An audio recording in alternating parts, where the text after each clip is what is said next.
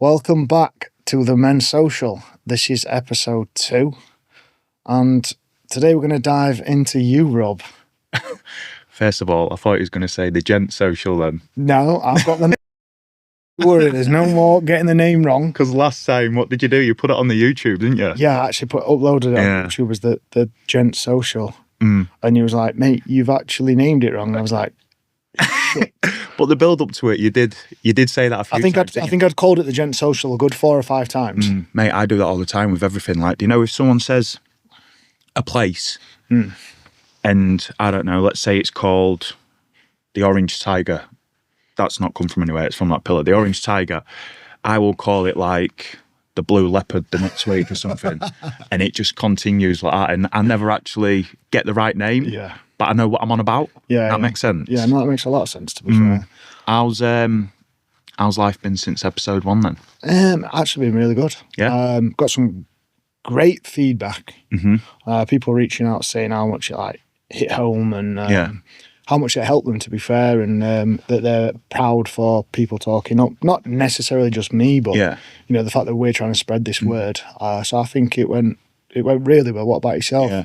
No, it's just the same. Like, I haven't been like overwhelmingly messaged or anything, but there's been people close to me, and then there's been guys that I've never even spoke to, and they've just been like, "Oh, I've seen your podcast. Like, it's nice what you're doing." Yeah. So it's sort of, it makes it worthwhile. Oh, absolutely. And so that's episode 1. I know. Imagine what episode 201 is going to look like.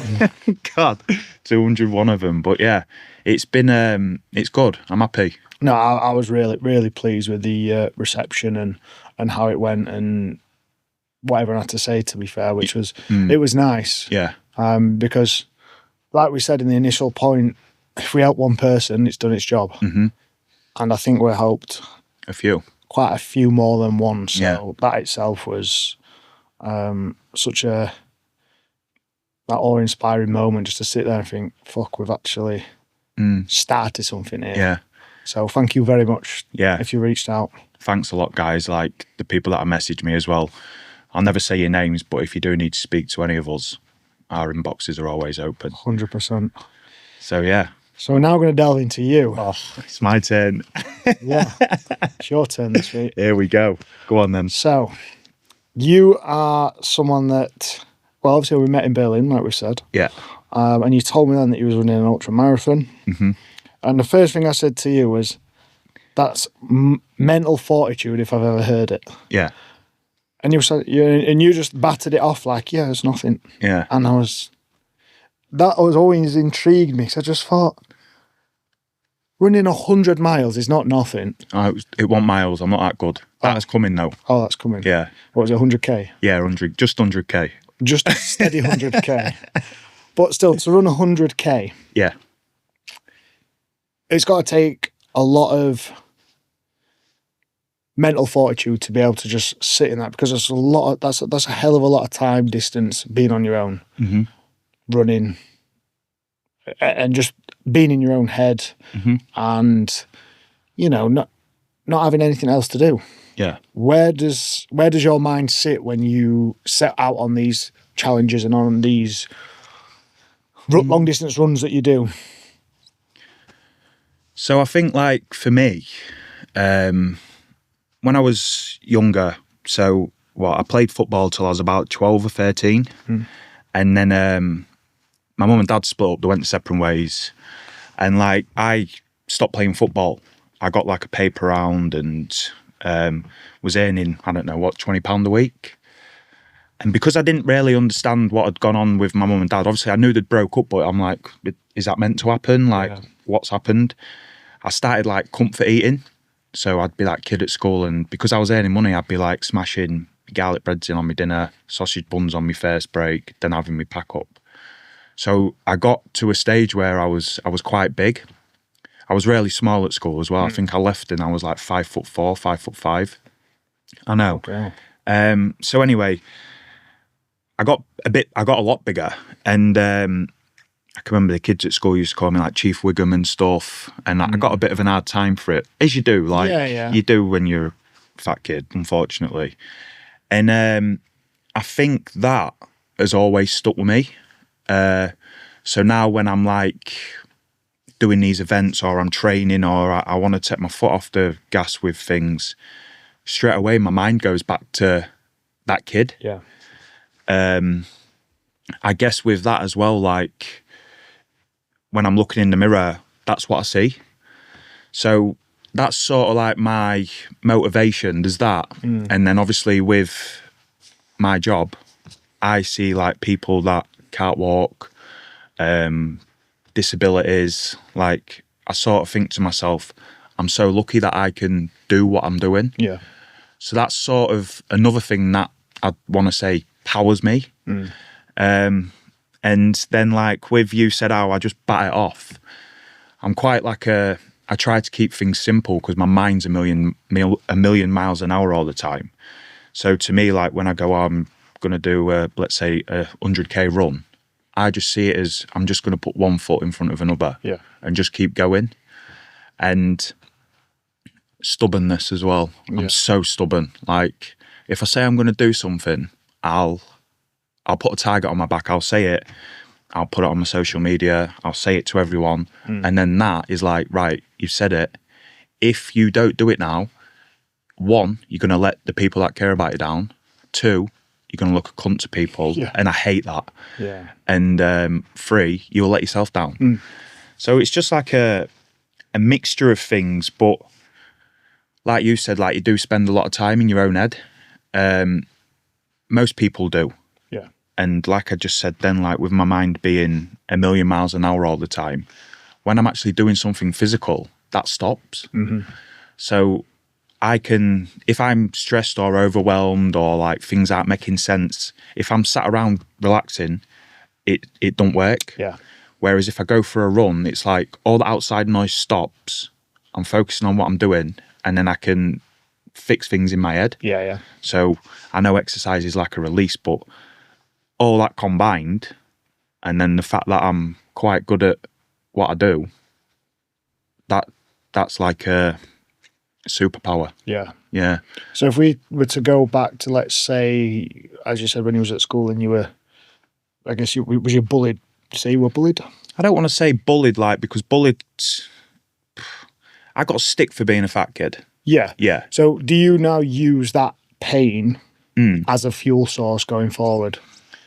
Because I can imagine at some point that'll have, if you never showed that it was upsetting you, Yeah. I can imagine at some point that hearing those, names or whatever will eventually have creeped into your mind. Yeah.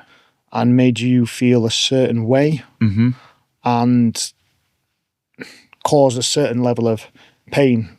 Yeah. I don't want to say like it's, how can I put it? It's more of a chip on my shoulder. Yeah. Do you know what I mean? Yeah. Like you see these people and like they're absolutely jacked up and you don't know if they're on steroids or they're natural. And I'm like, I don't look like that, but I'm running past them. And I'm like, you're getting beat by a kid who was called Chief Wiggum at school. You know what I mean? Yeah. It's funny. And in my head, that's what I think. Like, it's just a chip on my shoulder with that sort of stuff. And that with being like hyper competitive with everything I do, it's a beautiful recipe for like doing well and achieving. Yeah. So, and obviously you said then that you'd look at yourself in the mirror. Would you say that you suffered from a level of like body dysmorphia because you see him now, or do you still see him now when you look in the mirror? Yeah. So like it's hard, with say if like I'm in my routine and I'm eating well, and it's like that guy I see in the mirror is like the guy that I'd like to think that I am now. Yeah. Whereas if I've had a couple of nights bad sleep, I've had some bad food, my body wouldn't have actually changed. But because that routine's changed, I'm then seeing the guy that I was years ago. Yeah. But I would definitely say like body dysmorphia is something, I don't want to say I've got it, but it's something that I'd think there's potential there. Yeah. Oh, 100%. I think I would agree with you on that from me as a person as well, that I would say I suffer from a level of body dysmorphia. Yeah. I think that's ultimately what led me to do like 11 years of competitive bodybuilding. Well, So with bodybuilding though, like you literally get the perfect physique and then it's gone. Yeah. I can see why that body dysmorphia happens, because you see yourself in your finest form, let's say, and then what do you go down to, like 1 or 2% body fat or something ridiculous? Yeah. Seeing that, and then you go down to like a 9 or 10, where most guys would love to be 9 or 10% body fat. That to someone like yourself in your head can be like, oh my God, this is catastrophic. This is the worst I've ever looked. The thing is with it though, even when you're in that 1 to 2% body fat, you're still not happy with the way that you look. And that, I would say, that is the biggest thing within bodybuilding, is that I don't feel like you're never satisfied. Yeah. There's not a very high level of satisfaction within bodybuilding. Right. Because you're always wanting to be better. You always think you can be better, which you can be, but it's just time and more reps and more time and more reps.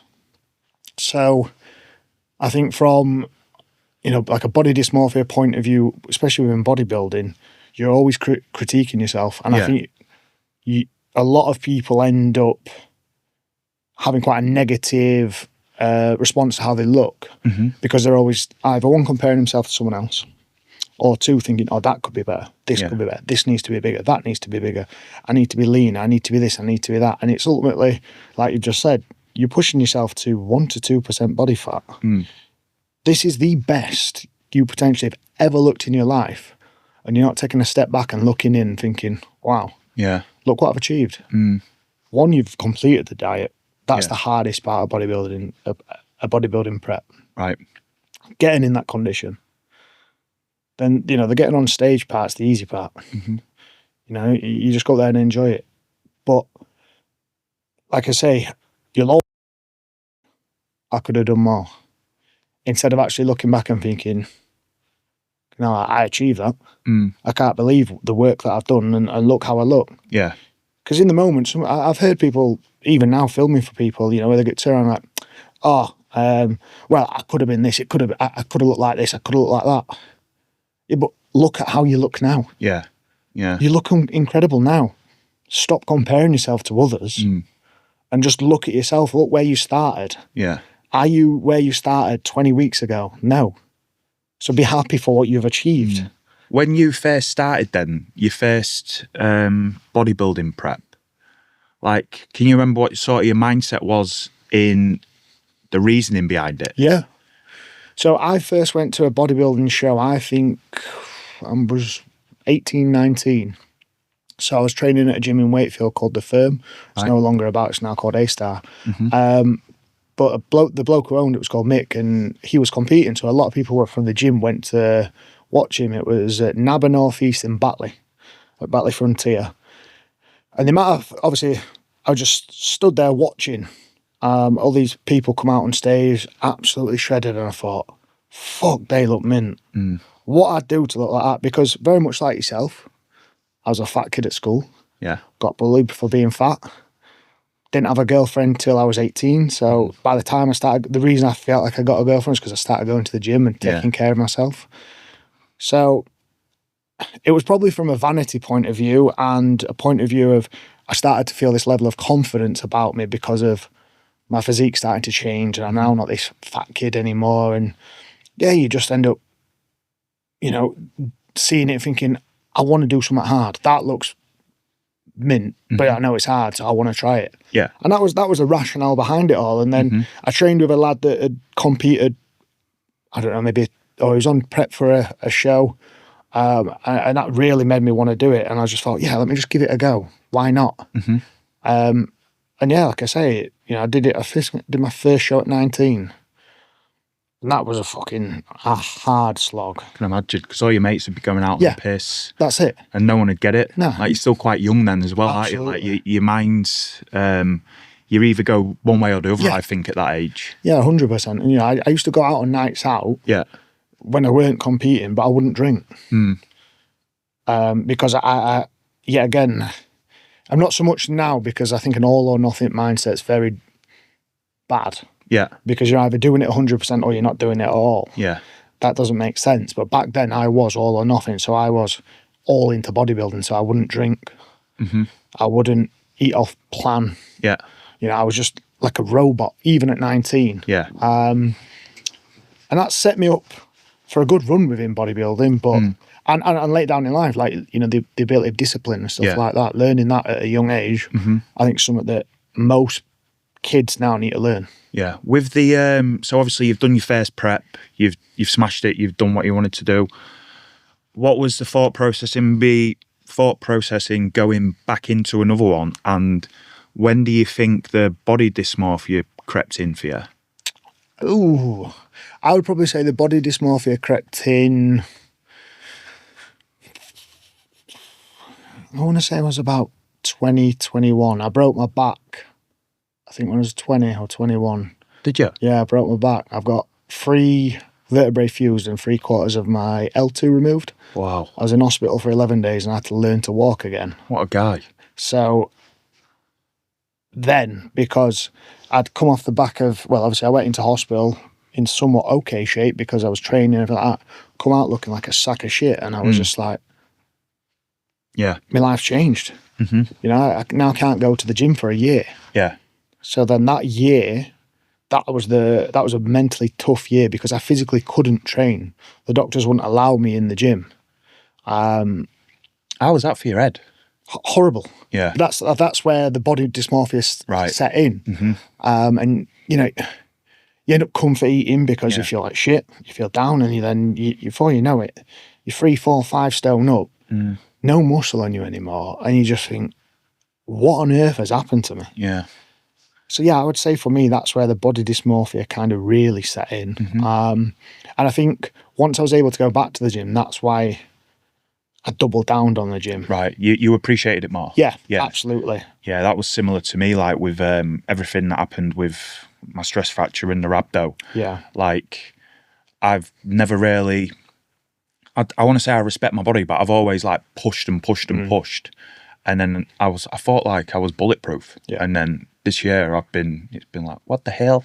Yeah. Like, it absolutely nailed me. And now going back into that, like, I'm trying to treat it more as an athlete rather than just someone that thrashes himself all the time. Yeah, because I would look at you and say you're definitely in the athlete mindset. So the stuff that I see putting on your social media, it's a lot of heavy, or not physically heavy weight, but like long stint cardiovascular work. Yeah. I mean, you've even said to me you've got lungs like bin bags, which I agree. Did hybrid games last week, wasn't it? Yeah, we did hybrid games, me and Cara. Bless her. Like, what did we come? We come 4th on the day, which is really good. We was buzzing. But it was, she was holding on for dear life. Like, she said after the 3rd run, like, I was running off or whatever, and she was like, I'm never competing with him again. And then we got through it. But I've got like a really good performance coach. Yeah. So it's an investment every month, but if that's all you do, it's completely 100%. Worth it. 100%. Yeah, he's a genius, mate. I just pay him and leave him to it. He's gonna come on actually. He's gonna come on the show. We'll talk about him on there. But yeah, because I remember seeing that clip of you rowing, didn't I? And I said, look at you looking around, probably pulling at a 135, 137. And you was like, you were bang on with pacing. I was like, yeah, you were just pulling like Miss Daisy, just looking around. People that have like said, what's up with Rob, like, or what's going through your head when people are dying on the rower and you're just like swanning around like that.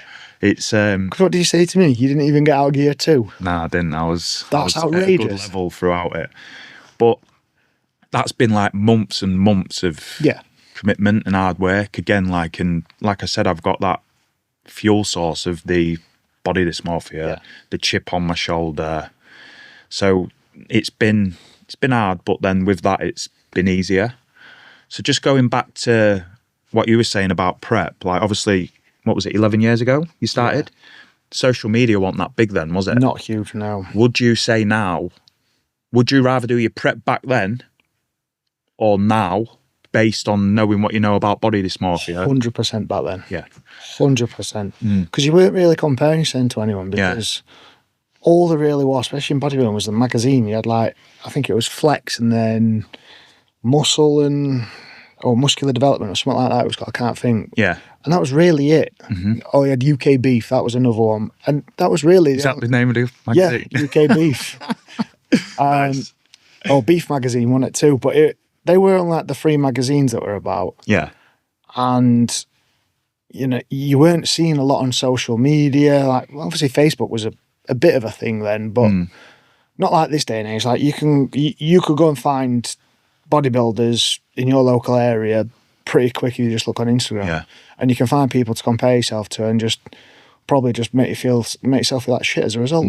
It's terrifying, isn't it? Absolutely. Like, I get in whammo sometimes. So, like, your algorithm, you look at one thing and then before you know it, like, it's just there. And say if, like, you're sometimes I'll sit there and I'm just doom scrolling and, like, I'm in this whammo. I'll be looking and looking and I'll come away from it and I'll feel 10 times worse. Yeah. And the thing is with, like, social media, obviously, people portray themselves and they're not always honest. So I know 2 people, I'm not going to say the names, it's nothing to do with me, but I know 2 people that promote this, like, natural lifestyle, and they are 100% not natural at what they do. I think that is so damaging to young lads, or even, like, women. Like, I'm sure there'll be women out there that do the exact same. That is so damaging to them sort of people. I was doing a bit of research behind body dysmorphia, and they did a test in a school. They tested 600 kids and they ran them all through the same questionnaire, and I think it turned out of 600, 20% of them was susceptible to be suffering with body dysmorphia based on their, like, what they do. Like perception. Yeah. Wow. And I think, like, for me, if, let's say, with the coaching, I was like, this is my life, this is what I do. If I was going to start using, let's say, steroids or something, or performance enhancers, I would be honest about it. And I think there's guys out there now that are honest about it. You know, on social media, there's a guy I follow, and he's like, look, I do this, I do that, I take these, I take that. And I respect that, because he's being straight up honest. Whereas then you get people and they're, like, doing things and you're thinking, that's not normal. No. And it's just, it's scary what that can do to people. Yeah, it's kind of squiffing the actual work and outcome that people now think that's extremely achievable to look a certain way from just doing whatever this coach now sets them to do. And it's like, that's not the case at all. No, it's not. You know, as a videographer, I work with loads of coaches. Yeah. And I would say a good 90% of them are very upfront and honest. Yeah. And so was I in my bodybuilding times. But then there's that 10% that aren't honest. And you can see them, they're getting the clients that are, I don't know, let's say a 30 to 35-year-old male that's having a bit of a crisis. He might have just split up with his missus and wants to look better. And they're coming to him because, you know, they're big. Yeah. They're lean. You know, they look like how this person, you know, this stereotypical person wants to look. And then, you know, they're saying, oh yeah, this training, this nutrition, and you look like that. Yeah. Not putting in that I take this amount of steroids, I do this, I do that. And yeah, I just think there's got to be a level of, what's it now? Not see-throughness, but transparency. Transparency, that's the word, sorry. A level of transparency where people are honest with the people that they work with. Yeah. Because obviously, you know, I would say you're a performance coach. I won't say I'm a performance coach. I would. No. I would, because when I say you're a performance coach, you've been there. You resemble what that is. And if people come to you as a client, they're coming to you because they want to get fit. Yeah. They want to get in shape. They're not coming to you because you're 23 stone of pure muscle and want to look like you. Yeah. They can see how extremely fit you are. You know, they look at your social media and see the workouts that you do and the results that you get with your clients, and you think, that's what I want to do. You know, if someone wants to run long distances, someone wants to do 100K, someone wants to do these big feat challenges that's going to require a high level of fitness, I'd be looking at someone like you. Yeah. I think, though, with that, I've had discussions about this recently, like, with people. And when I don't want to say, like, self-employed, but you'll get this because you're the businessman of the two of us. Like, you're your biggest sale. Yeah. Like you said, if I was Chief Wiggum back in the day, trying to be a PT, I won't look stupid. Like, I don't want to say that people can't be PTs or specialists, but like me personally, if I see that, I'd be like, I'm going to look for someone else. Yeah. And then it'd be the same for you. Like, if you was putting reels up and there was shocking, bad quality, people would be like, I'm not going to buy from him. Exactly. No one's going to want me to on video anything for them. Yeah. If the quality's terrible, if the actual content shit. Mm-hmm. And I agree with you fully, by saying you are what you offer. So, like I just said, if you were 23 stone and built like a brick shithouse, you're probably going to get a lot of people that want to look like that come to you and be like, basically, in a nutshell, I want to look like you. But because you're someone who's got, as you say, lungs like bin bags and just can go. Yeah. That's what people, that are coming to you want, because they want to be fit, they want to be healthy. Yeah. They don't want to try and be Mr. Olympia. They just want to be able to run around with their kids. They want to run around and play football. They might want to run a marathon, 10K, whatever it is. And you're displaying that daily through what you do and your actions. Yeah. So that's why I would say, for me, you're a performance coach. Right, okay. I'll take that as a compliment. Because you are. Your coaching is all about performance. Obviously, there's a look that comes as a part of that, but like I say, someone's not coming to you out and out to say, right, I want to go on stage as a bodybuilder, or I'd have no clue. Exactly. No clue at all with stuff like that. I think, like, with me as well, I'm quite relatable with things. 100%. So I've been one end of the scale where I think at my biggest I was actually like nearly 24 stone when I was, what was that? That was about 18, 19. Just used to play Call of Duty all the time. I know that feeling. I know, yeah. Call of Duty all the time, drinking Dr. Peppers, and I got really, really big. And I've been there. I know how that feels. I know, like, how buying a T-shirt feels and it's too tight. I'll never forget this either. I can remember... Do you remember when you was young and like people used to come to nightclubs and do meet and greets? Yeah. So we used to have a place at home and it was called LA's or something like that. LA nightclub. And they had Dirty Sanchez there. And I got on stage to meet, what's his name? The Welsh, I think they're all Welsh, aren't they? But one of them was called Pritchard. And I got on stage and like I went up to him. He went, God, you're a fat fucker, aren't you? I was like, oh no, like that is so embarrassing. Isn't it? And that, like, looking back now, I was like, that's changed. Yeah. That changed a bit of a dynamic in my head. Yeah. That tied in with like my first partner, your first girlfriend. She cheated on me as well. That combined together, that was like the catalyst where it's just like, boom, go for it, change your life. 100%. And looking back now at them two things, I'm like, that's the best thing whatever happened to me. But I digress there. What I can relate to is like, I know how that feels. So if normally you performance coaches, PTs, a lot of them have like been high performance athletes or they've been really good at what they do, which is amazing. Like I would love to have done that with my childhood. So they don't really have that personal experience of that.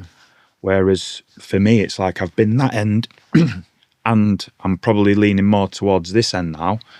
I think that's quite a good thing to carry over. Yeah. Yeah, it's something I'm massively passionate about. Like I absolutely love helping people. Yeah. Like even with everyday stuff, I'll open doors for people and it's just being a good person like that. That really does. That's my form of richness, I think. Seeing others achieve. How you feel wealthy is. And that's how I measure my wealth. Yeah, and I think that's a brilliant way of actually measuring your level of wealth to push people and let other people achieve. It's a very selfless level of wealth, isn't it? Yeah. And I think ultimately there needs to be a lot more people like that because it's just going to make everywhere better, isn't it? But I think you need the two. Oh, 100%, yeah, because it's just like, you don't know what sad is until you've been happy or exactly, vice versa. You need that contrast. You do need the other side of the seesaw, should we say, to balance it out. Yeah. Questions. I reckon. God, hit me with the questions. So, what part? I said this one to you earlier, didn't I? I said, if there's one part of your life that you could relive with the same outcome. What, so everything would be as it is now? No, as in like what happened in the past. Yeah. And this exactly the same. So you just basically relive it again, and exactly the same happened.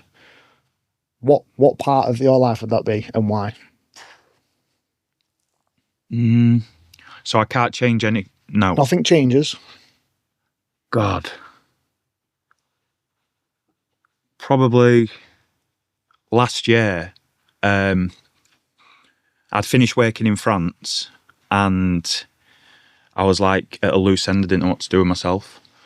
So I booked a solo trip to do the Tour de Mont Blanc, you know, a hike around the Alps. Yeah. I'd probably say that. Yeah. Like it was, 10 days on my own.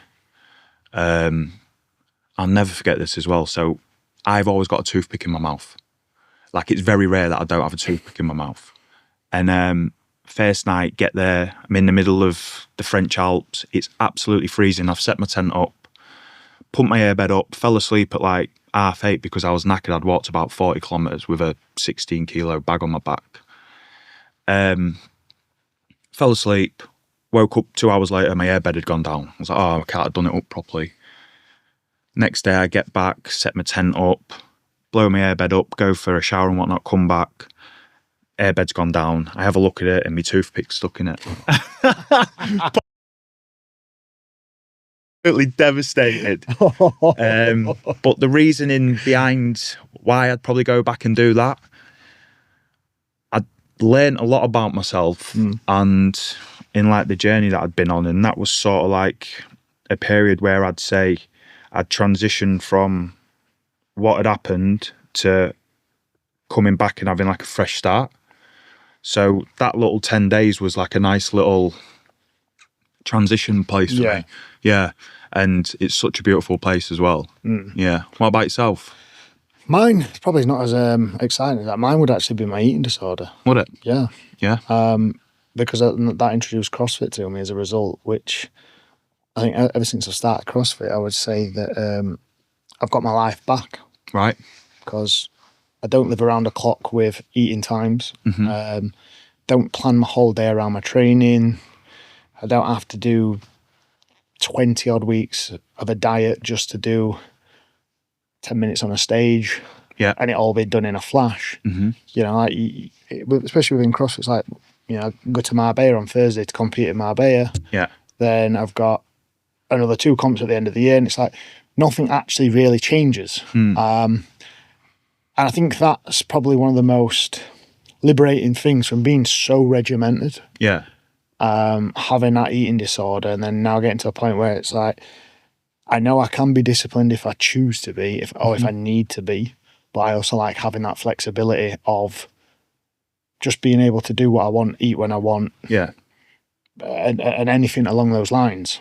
Did you have to do any like professional work with people for that then? Or no. Did you do it all yourself? I kind of did it myself and actually with another coach, a lad called Ben Shepherd. Right. So I was very good. Still, I'm good friends with him. Don't obviously talk as much because he's in the bodybuilding world and I don't really have anything to do with it anymore, but we do talk every now and again. And he actually said, right, I'm going to coach you. I'm going to help you with your food, because I think what it was is I needed another level of accountability. He understood performance and like performance-based sports and stuff. So he said, right, you're now eating for performance. So let's kind of forget about the look. It's all about how you perform. And that really helped because you now don't have to worry about truly what you look like in the mirror, because your level of success is now how well you're performing in the gym. Yeah. Which, yeah, again, you would be on the same boat because of, you know, the way you perform. See, for me, that's the thing I struggle with the most. Really? Is the food. Yeah. Like we was discussing this earlier. So I at the minute I'm having about 3,000 to 3,200 calories a day. I'm weighing at about 98 kilos, and I've just done a 12-hour training week with like 4 sessions. I've done 55k running and 45k on the bike. People will probably hear that and think that's not enough food. The minute I start going into the further numbers, like more towards 4,000, I start to panic. I'm like, I can't eat that, because then, like I said earlier, I'd have had more calories than I think that I need. And then that big guy's looking back at me in the mirror. So I think to some extent I've probably got like an eating disorder. Yeah. Because I know people think eating disorder, it's like you're either eating too much or you're not eating enough. Or you make yourself sick or anything like that. Yeah. Where, like, for me, it's like the minute that I get to there, it's like panic mode. And it's carnage in my head. Like I can't really describe it.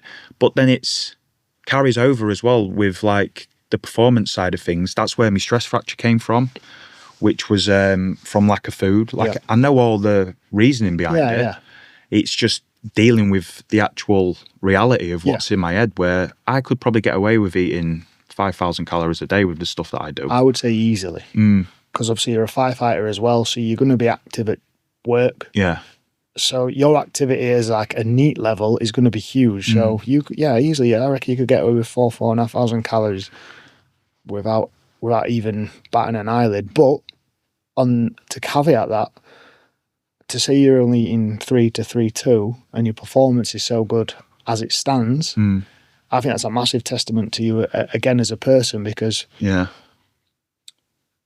food will only fuel you so far. Then obviously. It's resilience. It's resilience. Yeah, that's it. That's that stubbornness. Like if I start something, it's getting done. But then, like what you said earlier, like being all or nothing, that's me. Yeah. 1,000,000%. I'm either all in with something or it's nothing. So I probably need to do some work on that side of things as well. And I'm really like strict and regimented with stuff. Like if it comes to a point where I miss a workout, that ruins my day. I'm like, and it just sits there rent free, you know, like same with anything though, not just like fitness, like it carries over with stuff for work or like tests or exams, or like obviously say with coaching, if I didn't say something, that just sits in my head. Is that something you suffer with? A little bit, yeah. I would say I really used to suffer it when I was bodybuilding, drastically, like to the point where if I was 2 minutes late on a meal, my head would start spinning. Right. I'm like, it's doing absolutely fuck all being 2 minutes late on a meal, but my head's like, I'm not in my regiment, I'm not doing this, I'm not doing that, what's going on? Yeah. Not so much now, because I've kind of stripped back that level of discipline. I probably train 5-6 hours a week. Not hours, sessions a week, should I say. All CrossFit. All CrossFit. And then, if I decided one day, actually, I'm going to run out of time, if I don't train, I don't train. And I think that's the beauty that I've now got from CrossFit, is that I've now got that ability to say, look, if I can't train, it's not going to kill me. Yeah. And it's not going to sit in the back of my head worrying. If I'm like 3, 4, 5 days, then fair enough, yeah. But for me to miss one session, I can just, that's no problem. I can make up for it tomorrow. So let's just say, not just with the gym, let's say if you missed one deadline, so you missed, I don't know, a shoot or that's different. A session. Where does your mind go when that happens? Like does it have like a ricochet effect into the rest of your week? Does it carry over into your mood? Would you like eat crappy food because you're stressed? Like, is there any? So, I probably won't eat crappy food. I don't eat a lot of shit food, to be fair, in general. But it's crazy because like on the first podcast, I don't want to let other people down, but I'll have to let myself down. Yeah, which is probably not a good spot. But if I missed a deadline, that'd do me in. Like that would ruin my week. Yeah. So I make sure I never miss a deadline because I know the knock-on effect it would have. It's a bit like this weekend I went out on a night out. Yeah. And yesterday I had a shoot. Then after I did a little bit of work after, sat down, was laid in bed, and I was like, the after effects of a night out, and I'm starting to think negatively, like, I'm not good enough at my job. Yeah. I'm not this, I'm not that. Why am I not busy? Why am I not getting more work in? Why are people not wanting to work with me as much as what they used to? Yeah. And that one night out and the alcohol and the lack of sleep, I think, well, obviously it does, it's a depressant. You then start having that knock-on effect. So last night I made myself go to bed at like 8:30. Yeah. As a result. And I was like, I'm going to have a solid sleep, get up, get back to my routine, 1.5 litre of water in the morning, coffee, breakfast, and just set my day out yet again, start again. Yeah. And it's the biggest reset I think, I've ever done. Well, not ever done, but like from where I was last night to where I am today is 2 different things. Yeah. And nothing more or less has changed. No one's now all of a sudden booked a load of work in with me. But it's that lack of sleep, that alcohol can truly affect the way you look at stuff and perceive stuff. Yeah. It's drinking. Like, my last drink, so I had 2 Baileys hot chocolates at Christmas. But like for me, I can't remember the last time I went out and got drunk. I think it was Christmas 2023. Like, if I go out and I'll have a big night, that's me for 6 weeks. Yeah. Like that negativity is just, it's like I'm looking through life with a pair of shades on. It's just all dark and grey. Shit-coloured filter. Yeah. It's drinks such a contrast. Like, from you go out, you have the best time, like you are like, it's like you're really overly happy, like life's so good when you're drunk, and then the next day you go from that. You can sort of see why people stay drinking and continue to do it, like, and now you can fall into that addictive alcoholic kind of lifestyle where it's like, oh, my life's actually not really that good unless I'm drunk. I got to a point like that when I was a bit younger. So when you are young, 22, 23, you go out drinking all the time.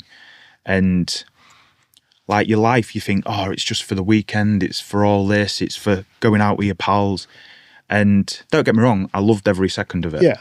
But now I've got hindsight, I'd probably change that. I think my life would be a lot different if I didn't go out as much as I did when I was a kid. So would you say that if you could go back now to, let's say, when you was 18 and you knew what you knew now, what would you tell that 18-year-old version of you? Oh, that's a good one. Jeez. What would I tell him? If he was to be watching this now, what would you tell him? I'd probably say to myself, like, you can't control everything. You can't control other people's actions, emotions. You need to be nice to yourself because you can and you will achieve great things. I'd probably say that. Yeah. Like, I never really had anyone sit me down and tell me them things. It was like, oh, you can't do this, you can't do that. You're not good enough. So to have someone who's done what I've done sit there and say that, obviously I'd be saying it to myself. Yeah. I think that had probably been some great advice, yeah. What about yourself? That's a good question, that. Yeah, to a degree, the same what you said. You can't control other people's emotions. Be very thoughtful of your own emotions. Make sure you do something that you enjoy. Yeah. Because I'd say enjoyment is the key to success. That is a big thing, actually, isn't it? I've never even thought of that. So before you was Cam the cameraman, what was it you was doing? I was a restaurant manager. Was you really? Yeah, so I was a restaurant. My mum and dad have always had restaurants and pubs, so we've always lived all up and down the country as a result. So I think that's where the ability for me to make friends is and be quite chatty to people, because I've had to do it as a kid quite often. So I worked in hospitality 10 years and was a restaurant manager, and had a camera in my hand since I was probably 14, 15. Yeah. Doing little YouTubes and stuff. And then, it weren't till probably the year after COVID, I think it was, 2021, 22. I got a camera and I was like, let's have a play about again with it. And then, before you know it, I started doing it as a business. Wow. At what point did you go, right, this is it, I'm going all in? 2 weeks before Christmas, 2022, I think it was. So quite new. It's quite brave, isn't it, to make that change? Like, obviously, if you was in a secure... I was in a secure job. Yeah. I worked 40, 45 hours a week. Obviously, granted, they're very unsociable hours. Yeah. But I started the business alongside it, built it up to a point where I thought I could make this a success if I really wanted to. And then I can't remember who I spoke to or if it was something I watched, and it might have even been like a Chris Williams podcast. He's brilliant. Brilliant. Yeah. And it was it might have been with Alex Hormozy, and it was just literally like, just do it. That's him with the nose strap. Yeah. Yeah. Just do it. Yeah. Because you don't know until you try it. There's a quote that he said on that podcast. It's something like, if you're not a millionaire, you should have no shame. That's something that plays over in my head constantly. Like, do you know, if I'm sometimes worried about, I don't know, let's say posting a reel from this or posting a reel from the gym or putting a post about like coaching, in my head I'm like, oh, what are people going to think? Like, what they're going to say? And then that like springs into my head. It was like, if you're not a millionaire, you should have no shame. Yeah, because ultimately, what's it affecting? Well, nothing, yeah. And in the nicest possible way, you might think everyone cares. Yeah, but no, they don't. No one really gives a shit. I know. Only the people that are super close to you actually care. Yeah. So you just think, oh, you know, what am I worrying for? So if anyone's watching this and they're on the fence of starting a business, or they're wanting to truly do something with themselves, young, old, whatever, all I say, just do it. Yeah. Because so long as you've got a safety net, you'll never push yourself. Yeah. That's why 2 weeks before Christmas, I said, I'm done. I'd had a week off from my job. I bet they hated you for that. Oh, absolutely, because I was meant to be what a time to quit. I was meant to be working Christmas Day. But I'd just had a week off. Yeah. And I'm sat there and I'm like, I don't want to go back. I absolutely do not categorically want to go back. Yeah. I was like, right, that's it. Said to my dad, I was like, Dad, I'm done with it. I'm going to pursue my business. No one in my family's ever been self-employed. Wow. What was the incentive for that then? What would you say is your, I don't want to say end goal, because there's always going to be a goal, isn't there? But what are you trying to achieve with having your own business? Freedom. And that doesn't necessarily mean earning millions of pounds. You know, because a lot of people will say wealth is having loads of money. Yeah. But I also like the idea of being time wealthy. Yeah, we spoke about this earlier, didn't we? You can never get it back. Yeah. There's one thing you can never get back. You know, you could go and spend £100 now, and then tomorrow you can make that £100 back. This hour, well, me and you can't get this hour back no matter what we do. Yeah. So what's more valuable? Time. Oh, yeah. So I don't want to be doing a job where I'm told you have to do this. You start work at this time, you finish work at this time. Yeah. And that's quite common, like with so I know quite a few people that own businesses, and that's what they say. Like, freedom. I think a lot of it and all is I'm not very good with authority. Right. You'd love the fire service. I'm not.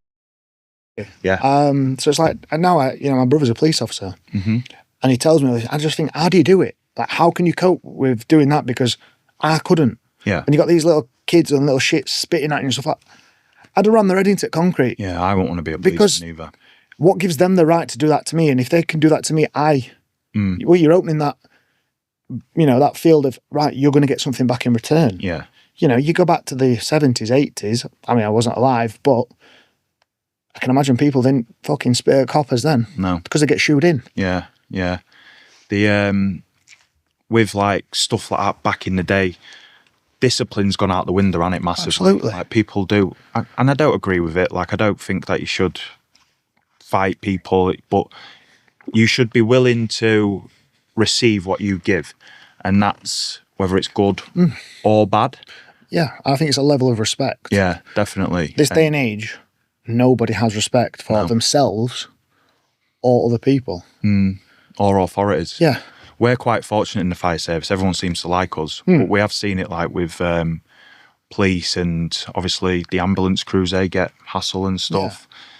That I can see now, like with you saying you want your freedom, you don't want the authority, like how that'd be. Like in my head, I'm like, I get it. It's like I weren't ever aggressive to people that were telling me what to do. You know, it's my job to do what they say. They're in charge of me. You know, I understand that. And like I said, that level of respect is there. But it's when people then go on a power trip or they think that they can keep barking orders at you, but they're not doing it themselves. And that's where I've got the issue with. Yeah. So that's when, you know, the authority kind of thing, I just think, you know, it can't be one rule for one and one rule for the other. If I've got to do it, you've also got to do it. Yeah. So like, let's say I've got two questions. So with like leadership styles, and obviously for me, say if I'm a leader, going back to what you just said there, I would never ask someone to do something that I wouldn't be willing to do myself. 100%. And I think if you are in that sort of field where you are in leadership or you like you got your own business, you do have to lead from the front. 100%. It's when people, like you said, giving orders out, they're not willing to do themselves. So obviously that's like a good trait to have, leadership. With being a businessman, would you say there's certain traits that give you more of an advantage of being successful in business? So if you could say you've got 3 traits and you could give them to someone and you'd know full well they're going to carry over into business really well, what would they be? Confidence. Yeah. The ability to want to work. Right. Work ethic.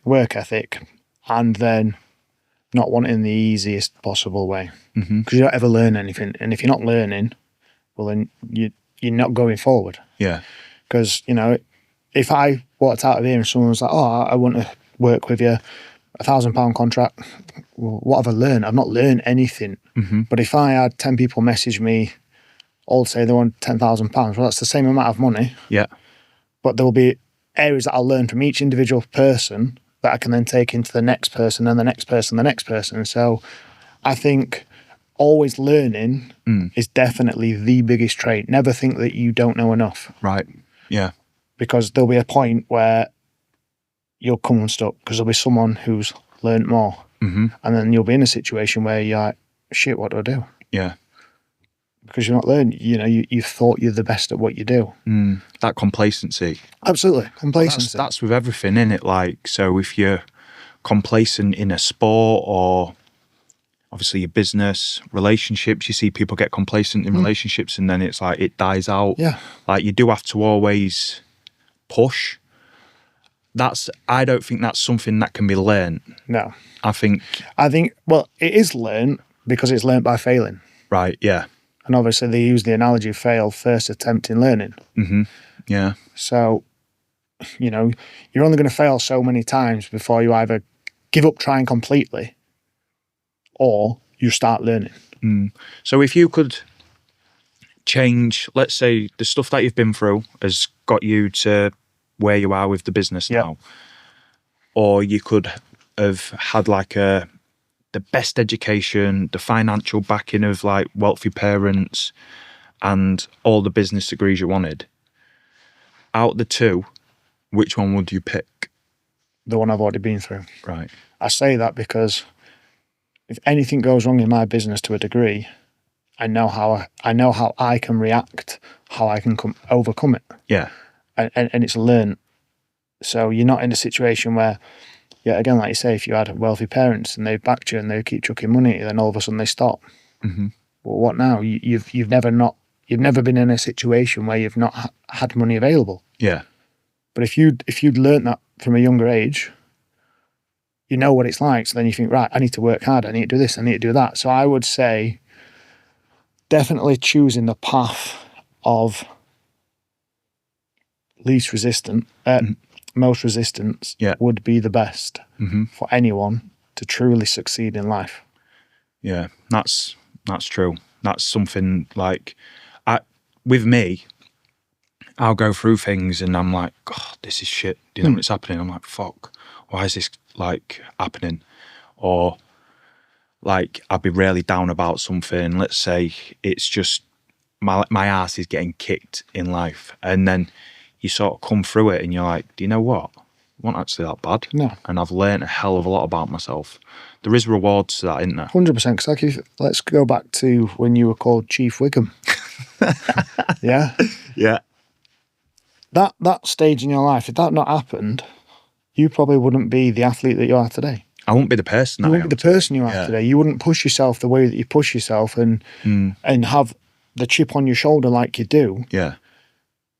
Because of it. So you probably wouldn't have achieved, well, you definitely wouldn't have achieved what you've achieved so far and still to come. You wouldn't have the mindset that you've got of stubborn, no quit. I'm not stopping until I've done it. Yeah. Do you think, like, I question this about myself sometimes. Do you think it can come across as arrogance having that? Some people will. I think people that will see that as arrogance will not have gone through it.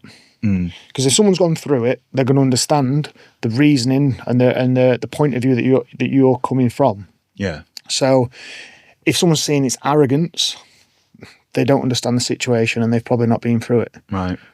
Because it's the difference between cockiness and confidence. Yeah, that's what I mean. Like I'm not quite confident with the stuff that I do because of what you've been through. Yeah. As a result, you've had to pick yourself up and move forward. So you've always learned another lesson. Yeah. And as a result, you've built your confidence. So now that if something knocks you back, you've got the ability to go forward from it. It's not going to crumble you and push you forever.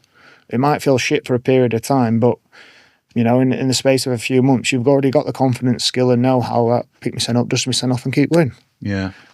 So I think there's obviously a difference, but it's a fine line, isn't it? It is a fine line, but the cockiness I find is people can't back it, so they're cocky with it until someone puts it on them. Yeah. And it can be whatever that they're being cocky about, and then when it comes to it, they crumble because they've not been. They think they've been through it, but they probably haven't been through it to the level that someone who's confident in what they're doing has. Have you ever had a moment then where you've been like, you thought you knew, and then the world's come crashing down on you? Oh yeah. I can't currently think off the top of my head, but I'm sure there will have been times where I thought I'd known, and then absolutely it's leveled me, and I've been cocky. Get swiped down, it's like, right, okay, now I get it. I understand. Very humbling experience, isn't it? Absolutely, extremely humbling. Yeah. But that's how you learn. There's there's one time, obviously I can't say too much because of the job that I do, but I can remember being on a job and me and another guy was doing something and we couldn't do it. And we're like, fortunately enough, it wasn't nothing too important, but if it was, that could have been someone's life at risk. Yeah. So like them sort of experiences, it's nice to have that like rain check in it and someone pull you back in. Yeah. I mean, I've got one instance of confidence and potentially cocky, but it's kind of paid off. So when I was a restaurant manager, I was very much the person that would lead from the front. I would never ask someone to do something. I would do it, and then that's how I felt I got the respect from the team, because I was always the one doing it first, and then they would see and follow. If I'd stay over, I wouldn't have to look at anyone else to ask them. They'd know, and they'd be like, "Yeah, we're in. We're staying over." But it was in COVID once. One of the old restaurants that my dad had, one of the main chefs got tested positive for COVID, and he was in, and as a result, we were already down to like 4 chefs. We didn't used to run a kitchen on anything less than 6. Wow. And I basically rang the area manager and said, look, he's going to have to go. I'm going to have to shut. He was like, you're not. I was like, I'm shutting the pub. Yeah. I'm telling you now, this pub is shutting because I'm not putting my staff through what they're going to have to do. Yeah. And then also, I'm not having the pub getting a bad name and reputation because we can't handle what's coming through the doors. And I shut the pub. Yeah. And then the next day, I had to obviously speak to him, and he was like, right, fair enough. Like, I see why you did it. I understand. But next time, can we have a little bit more communication that, there's a possibility? I said there was no possibility of ever running that restaurant that night. Yeah. And I was a little bit cocky with it, but confident with it because I'd been in hospitality for so long and I'd been around it. I knew that my dad would back me, and it'd be a decision that he would make. Yeah. Because it's something I've learned. And I was like, right, yeah, I understand what you're saying, but also I'm not going to put this team through running a shift when it's just going to be nothing but chaos. We're going to have complaints. And we're going to refund more than we're going to make. You feel like when you're on the back end of it, if you're the guy that's been like corrected, you feel like such an idiot. You do, don't you? Yeah, that's not a nice feeling. No, and it's not until I explained it to him that he was like, all right, yeah, fair enough. Yeah. Yeah, do you know what I mean? And it's almost like, yeah, you could have lost your job. I know I could have lost my job. But at the same time, I respect the people that are around me, and I'm not having, and I'm also not letting my dad's name go down the shit pan because the restaurant's had to refund more than we've made. Yeah. Yeah. So last night I put on my story like questions and stuff. I didn't get a stupid one this time. Brilliant. We're not talking about Latinas, but someone put on it, they said, have you had any feedback from the last shows, and has anyone close to you give you good or bad feedback? I've not had any bad feedback. I've had some very good feedback. Like, I've had my auntie who lives in Norway. Wow.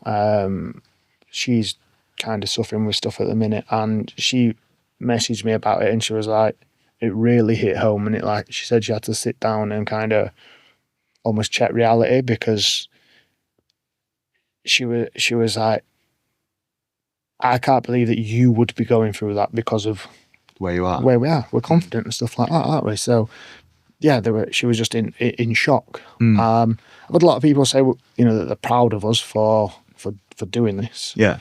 But no, I've not had any bad. But there probably is bad. They're just not willing to talk about it. They're going to be the people that are sending it in WhatsApp groups and group chats and stuff like that. And I just think, yes, if that's how you want to behave. See, I'd be quite open to any bad feedback. Yeah, I would. Like, if anyone's got anything to say, then just message us, because we're learning. Yeah, 100%. Same for me. Like, I didn't receive no bad feedback, but sometimes I think silence is. Yeah, I know where you're going with that. There's people that I'd have expected some sort of like response. Yeah, and they didn't. And there's been none. Yeah. I mean, I got the responses from the people that I thought would respond. Yeah. Same. Some of them anyway. There's not one person that I thought they would respond that didn't. But there's definitely people that I know that have seen it, watched it, and have not said anything. Yeah, same. Yeah. But that's each to their own. That's life. So that was episode 2, guys. It is a learning curve, like we've just said. We're trying our best. The next episode, we've got a very exciting guest. Yeah. Some of you will definitely have seen him before. Yeah. He's been on TV. Proper TV, not YouTube like me and Cam. Yeah, not this level TV, actual proper television. So yeah, we've got an exciting guest for the next one, and like we said, if there's any feedback, message the Instagram page, leave it in the comments. Yeah. We are open to learning, and we want to do what's best for the show. But yeah. Remember to get your 20% discount on Effective. Yeah. The link is now in the link tree in the YouTube. But I will also put the discount code on screen now, and it'll also be within the description as well. Just on that as well, so that they are going through a rebrand at the moment. So there's certain products that have 30% off. So you could get 30% off some certain products and then 20% off using our code. Right, but yeah, thank amazing. You all, and thank you all. See you on the next one. Cheers, Cam.